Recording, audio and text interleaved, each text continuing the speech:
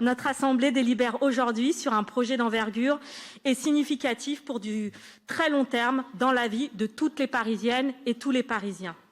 En effet, la ville se trouve dans un moment rare, voire historique, dans la vie du réseau de chaleur urbain.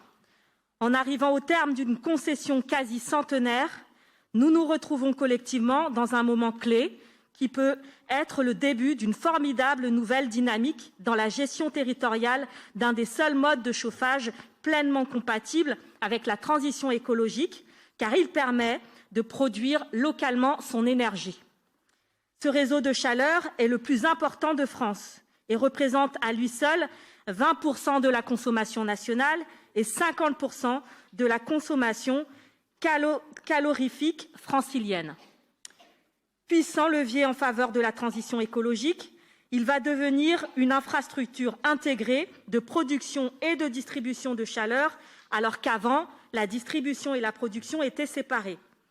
C'est également un outil d'économie circulaire atypique qui permet de valoriser tout au long de l'année l'énergie thermique des déchets et un vecteur immédiatement disponible pour la conversion rapide aux énergies renouvelables et de récupération d'un grand nombre de bâtiments et de logements.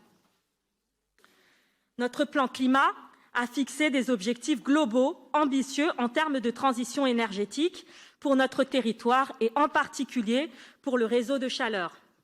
En effet, dans les années à venir, le réseau de chaleur parisien va devoir engager l'accélération de son verdissement, 75% d'énergie renouvelable et de récupération en 2030 et 100% en 2050.